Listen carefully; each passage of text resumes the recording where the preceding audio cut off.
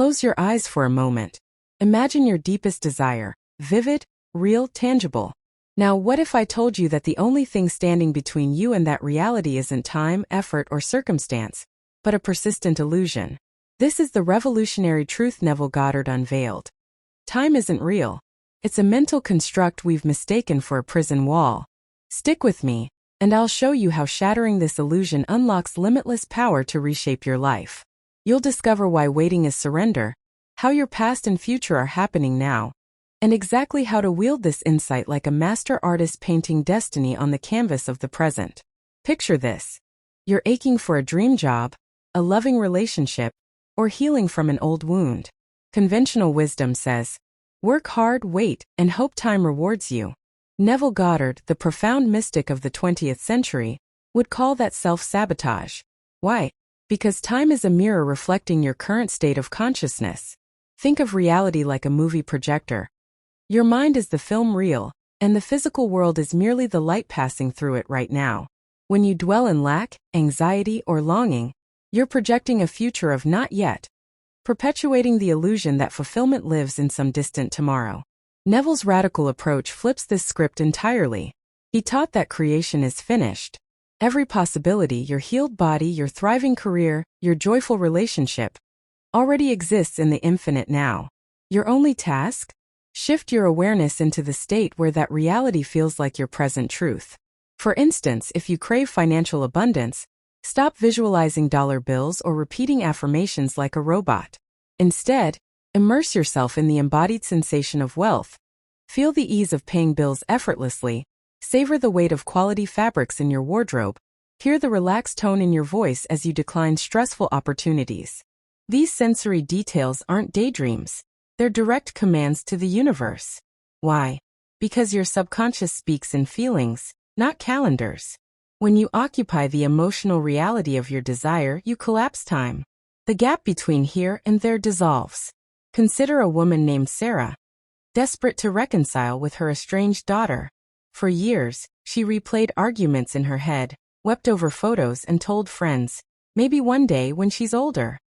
She was anchoring herself in the time illusion, believing healing required waiting. Then she applied Neville's living in the end technique. Instead of mourning the past or hoping for the future, she began scripting her days as if her daughter had already returned. Setting 2 plates at dinner, whispering "I love you" to an empty chair, feeling the warmth of a hug before bed.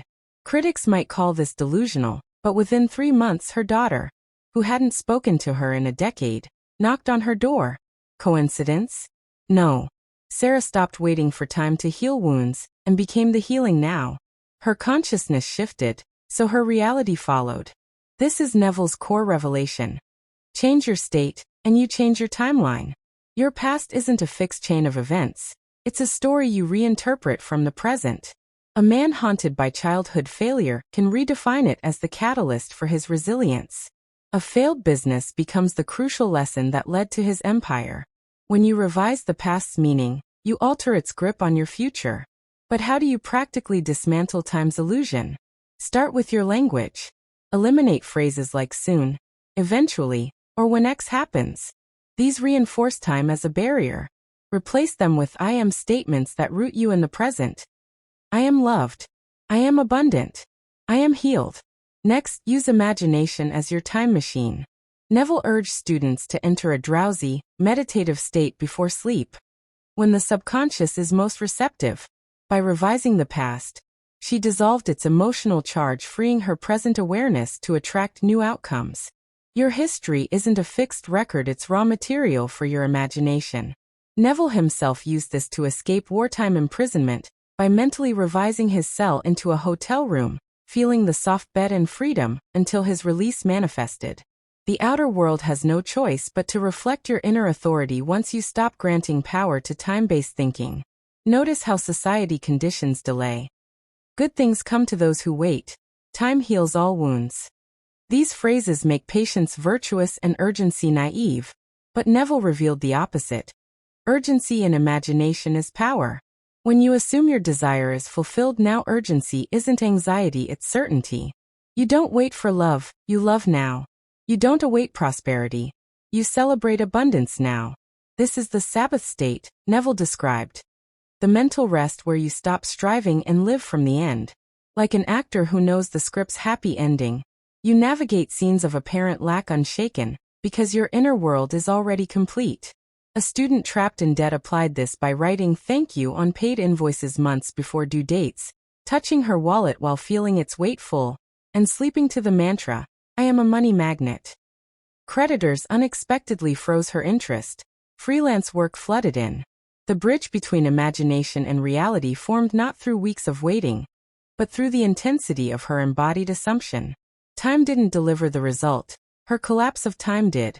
Every moment you spend in the feeling of the wish fulfilled is a quantum leap toward its materialization. Doubt may whisper, this isn't working yet, but that's the illusion testing your resolve. Persist until the assumption hardens into fact. Your power isn't in manipulating clocks but in realizing they never existed. The universe operates in the eternal now. Think of a man named David longing for vibrant health after a chronic diagnosis. He visualized healing daily yet unconsciously reinforced pain by researching symptoms, complaining to friends about fatigue, and anticipating future suffering. His outer reality mirrored this divided state. Brief improvements followed by setbacks. Only when he committed to mental diet did everything shift. He stopped discussing illness entirely.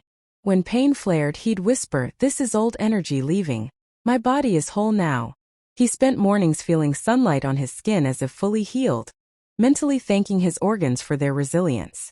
Within weeks, his medical markers improved dramatically because he stopped feeding the old story. His unified consciousness collapsed the illusion of healing time.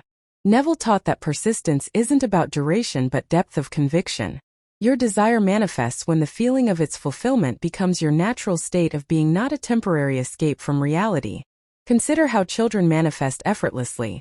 A boy wanting a bicycle doesn't wonder how long it'll take or if he's worthy. He rides it in his imagination until joy feels so real, the physical bike appears. Adults lose this by over-relying on logic. We demand proof before believing, trapping ourselves in a loop. I'll believe it when I see it versus Neville's, you'll see it when you believe it. This is where mental revision becomes your secret weapon. Every memory of failure, every past event that fuels limitation, can be rewritten. A woman haunted by rejection in a job interview revised the scene nightly. Instead of recalling stammering, she reimagined herself speaking confidently, the panel smiling, and a handshake sealing her role. She didn't just forget the past. She replaced it with a new memory in her subconscious. Soon, opportunities flowed not from the original company but from unexpected sources. Why? By revising the past, she dissolved its emotional charge, freeing her present awareness to attract new outcomes. Your history isn't a fixed record, it's raw material for your imagination. Neville himself used this to escape wartime imprisonment by mentally revising his cell into a hotel room, feeling the soft bed and freedom, until his release manifested. The outer world has no choice but to reflect your inner authority once you stop granting power to time-based thinking. Notice how society conditions delay. Good things come to those who wait. Time heals all wounds. These phrases make patience virtuous and urgency naive, but Neville revealed the opposite. Urgency in imagination is power. When you assume your desire is fulfilled now, urgency isn't anxiety, it's certainty. You don't wait for love, you love now. You don't await prosperity. You celebrate abundance now. This is the Sabbath state, Neville described. The mental rest where you stop striving and live from the end. Like an actor who knows the script's happy ending, you navigate scenes of apparent lack unshaken, because your inner world is already complete. A student trapped in debt applied this by writing thank you on paid invoices months before due dates, touching her wallet while feeling its weight full, and sleeping to the mantra, I am a money magnet. Creditors unexpectedly froze her interest. Freelance work flooded in. The bridge between imagination and reality formed not through weeks of waiting, but through the intensity of her embodied assumption. Time didn't deliver the result. Her collapse of time did.